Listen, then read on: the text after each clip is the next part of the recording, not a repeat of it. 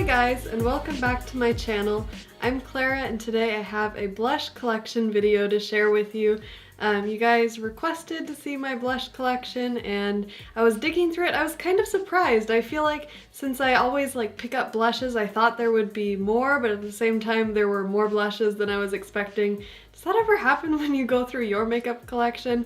But I tried to put them in some sort of an order for you guys. So we're gonna move from more coral blushes to more pink, nude, and then purple blushes. I don't have a lot of blush palettes that I'm including. I have a lot of palettes with a blush in them, but that would make this video really long.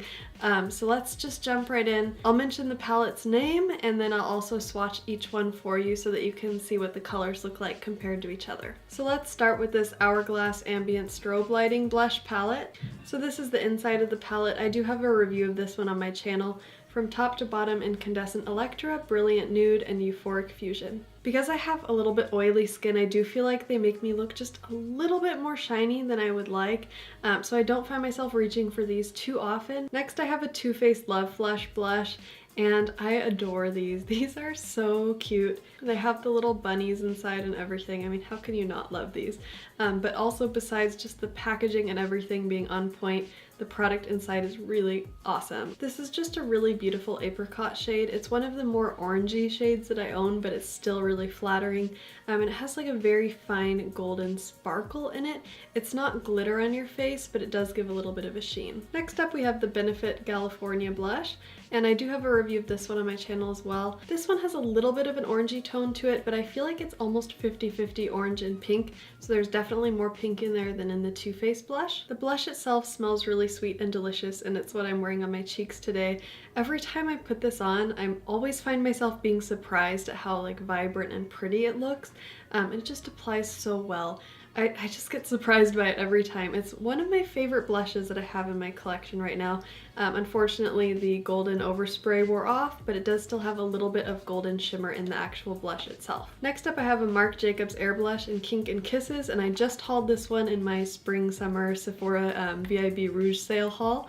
I'm not really sure if it's spring or summer yet, but all the products are saying it's summer, but I think it's still spring. So when you swirl all the colors together, this one is about 95% similar to the Galifornia blush, but the Galifornia one is slightly brighter, slightly more vibrant, so I do kind of prefer that one. The nice thing about this though is that you can sort of blend. You can apply the lighter color on the top of your cheeks and then apply the darker color on the bottom of your cheeks, so you get kind of a natural rosy contour type effect is how they suggest applying it on the Marc Jacobs website. So the color in these is sort of a 3-in-1 deal, and if you go onto the Marc Jacobs beauty website, not the Marc Jacobs and then go to the beauty category, but the actual Marc Jacobs beauty website, I think they have a 20% off going through the 8th. And next, another blush I just hauled, the YSL one in shade 06, Passionnee. This one also looks really similar to the other two, so I guess I'm sort of gravitating toward a certain color right now. Again, a little bit corally, but this does have just a hint more of that dusty pink color. So it is a little bit more toned down, but the satin finish of this blush is really pretty. The finish on the skin is amazing. Again, another blush I just hauled. I was really surprised when they all came in and they were pretty close to the same color. This one is Bumpy Ride, and it's the same kind of tone to this blush, except it is lighter in color. And it has kind of a nice satiny sheen to it. I find that the Nars Bumpy Ride one reminds me just a little bit of this Becca Flowerchild mineral blush, which I lusted after for a long time. It's a little bit more pink. It definitely gives a beautiful sort of golden shine to this, but it's not intense glittery like Nars Orgasm. That one is a little bit more intense in color too. This one's a toned down version of Nars Orgasm. I've never brought myself to actually purchase Nars Orgasm because I feel like the glittery bits just show on my face. Maybe not everybody has that problem, but I feel like I can see them. So this is kind of a nice, less flashy alternative. This one is not technically a blush, but I do use it as a blush because it has quite a bit of warmth to it. It's the Bobbi Brown Illuminating Bronzing Powder in the shade Santa Barbara, which is a little bit hard to find. And you can see when I hold it up, it's probably not what you would use as a bronzer either because it has quite a bit of pink to it. It's like a pinkish red, slight bit of like a nude brownish color to it, but definitely a lot of pink, and it does have a golden sheen to it, which makes it look so beautiful and healthy and glowing on the cheeks. Next up I have a sleek blush in the shade Rose Gold, and these are a little bit cheaper. They're kind of like a European drugstore product, I think, so I did order them online. It's really affordable. This is something that a lot of people buy as like a Nars Orgasm dupe, because you can see the color is really bright and intense, and it does have that golden sheen to it, but again, like without so much glitter particle in there. Next up we have a Baby Becca blush in the shade Snapdragon. This is one of their Luminous blushes, which I really like the formula of. They do have a kind of intense sheen, but it's not so much like the Hourglass ones where I find myself looking a little bit glittery. It just looks pretty healthy and nice on the skin. This particular shade is really intense in Snapdragon, so if you apply it you need to be really careful because it sometimes doesn't like to blend out very well. I'm not sure if that's just because this is a mini, because the full-size one that I have in a different color blends out really nice. We're moving into the more kind of reddish corals, so let me show you again if you've missed it. I just did a review of this beautiful Tom Ford blush and highlighter duo. It's called the Sheer Cheek Duo that they released this year, and the shade is called Paradise Lust. So it has this really, really beautiful blush that looks kind of similar to Snapdragon from Becca, but I find that this one blends really, really well. Of course it is more expensive, and this one is a very kind of like, I'd call it a velvet satin finish, so it doesn't have shimmer in it. The highlight is what I'm wearing today over the Galifornia blush. Next up I have a Laura Mercier Shimmer Block in Pink Mosaic. I waited for a long time to buy this one, and then I hauled it in my like November Sephora sale haul, but when it arrived it was like smashed into pieces because these four, and I've seen this before in the Sephora store too, so you have to be pretty careful with these. I wouldn't recommend taking them traveling because the four of them are just kind of pressed into the pan together. They're not like made together, so they can fall out, but I just keep this one in my vanity so I haven't had any problems with it breaking. And when they're swirled together, they give a really beautiful, healthy, like pink flush to the cheeks. It's very glowy, so it's really good with the highlighter trend that we have because it just gives you like this intense, like glow from within sort of look. And I like that you can dip into different colors to make it more like a bronzy pink or like a more intense kind of berry shade as well. Next up I have a Bobbi Brown Brightening Brick in Cranberry. This one's really beautiful. Again, it's segmented, so you could use each color as like an eyeshadow or just like dip more into certain areas of the pan to make it more of like a blush or like a highlighter. But when I swirl all these together, it just gives a really like nice kind of cranberry shade to my cheeks. It's definitely on the redder side, and this shade is really pigmented here at the bottom. All of these shades do have a sheen to them, but this is really the only one with like small pieces of glitter. So I don't really notice that it's glittery when I apply it, but it's definitely not matte. Moving more to the nudes, I don't really have a whole lot in this category because I really like my intense blushes, but I have another Too Faced Love Flush blush. This is the first one I picked up, and I've used it quite a bit actually, but you can still see the embossed pattern on it. The outer package makes it look really pink, which is one thing. It's kind of hard to tell the color of these blushes because the packaging sort of throws you off a little, but you see inside it's more of kind of a nude color. Really easy to wear on a daily basis, and it does have some gold sheen to it as well. Just really, really pretty. Next up I have something that's, again, not technically a blush, but it's a very, very warm bronzer. I like to wear it as a blush. I did do a review on this. It's the Guerlain Terracotta Light Bronzing Powder, and it's in the shade 04 Moyen Blondes. I do also have the shade 03 for like light brunettes, I think, which I reviewed in that Guerlain Terracotta Bronzer video. But you can see this actually has like little pink squares in it and a good amount of like gold, browns, and just like a healthy shimmer to it. Of course, it's meant to be worn as a bronzer, so it looks more like a sheen. It's not like really shiny on the skin. And next I have a blush from Charlotte Tilbury. She's like my goddess of makeup. She makes really good products if you haven't checked them out.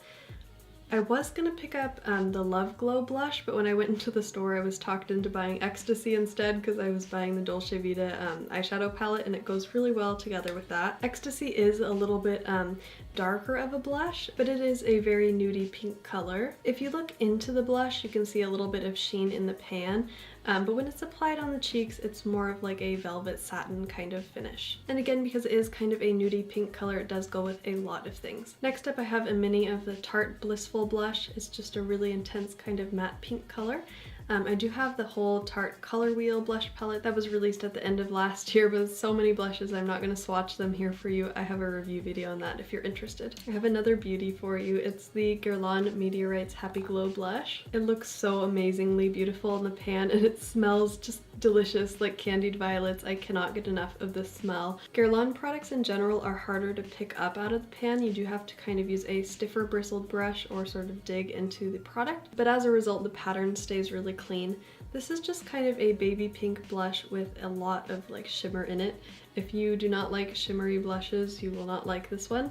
But it doesn't have any big particles of glitter, but if you look up close, you will see the shimmer in this. Next, I have a slightly more intense baby pink blush. This one you could definitely wear if you were medium in skin tone. The Guerlain one I think you can only get away with up to about light medium, because that is lighter than this one.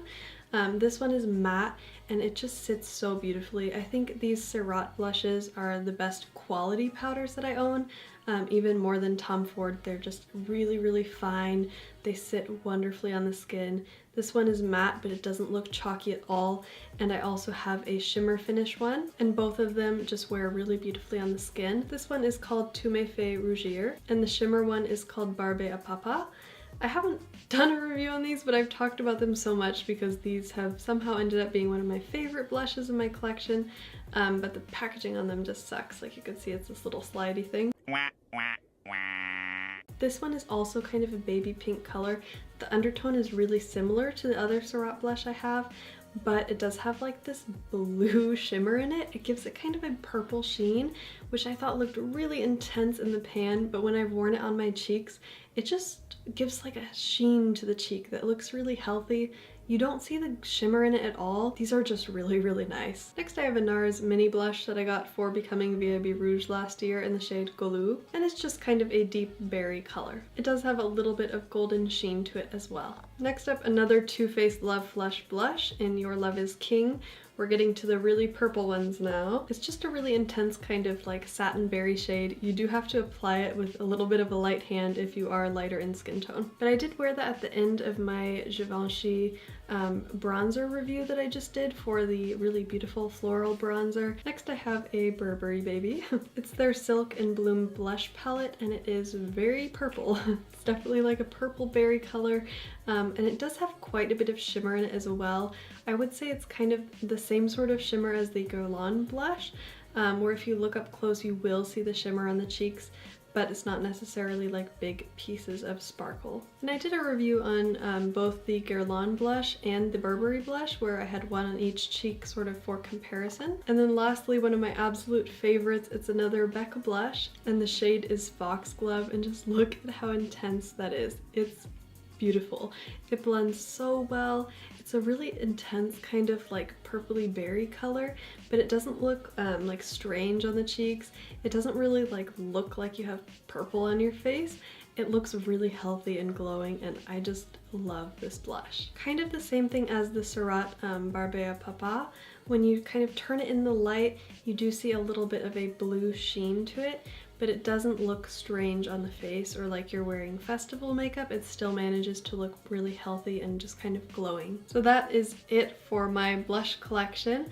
Let me know what some of your favorites are down in the comments below, and I do have a lot of stuff that I sort of accidentally picked up from Sephora after the sale. I don't know what's wrong with me, guys. I have like a makeup addiction. I picked up a lot of lip products. I did pick up the Marc Jacobs Enamored with Shine lip gloss set, so I will kind of do a review with lip swatches for you. I am wearing one of them on my lips today, and they're really, really nice. I'd suggest picking them up before they sell out again. Even though they're not on sale anymore, the price is still really good. I'm actually considering going back for the other Marc Jacobs lip gloss set. Yeah, I have some stuff from Nars, some stuff from Cover FX, something from Guerlain, and a perfume. And I haven't forgotten somebody wanted to see a perfume collection video, I do also have kind of a perfume addiction. I am clearly a hoarder, you guys. So maybe I'll get around to making that video soon. I thought it would take me a little longer to make this one, but I just wanted to get it up for you guys as soon as I could. So if you've enjoyed this, please hit the like button. And if you want to see more of my makeup hoarding or fragrance hoarding, then just hit the subscribe button, please. It would mean a lot to me. I just hit 500 subscribers and I'm like mind boggled. I can't believe that I've already reached 500. But thank you so much to everybody who has stuck with me so far, and I hope that I can keep bringing you guys videos that are fun to watch, that you enjoy. I am still stalking the Guerlain meteorites like 3 times a day. I have emailed Guerlain and nagged them through all their Instagram and website and everything because I see that they're available everywhere else now except for the US. So hopefully I'll have that Guerlain meteorites video to bring to you guys soon. I hope that you guys are all having a wonderful day, and I'll talk to you again really, really soon. Bye!